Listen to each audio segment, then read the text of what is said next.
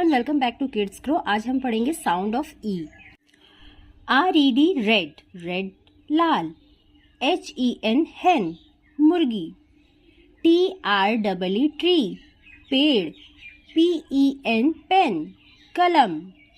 NEST nest, चिड़िया का घोंसला।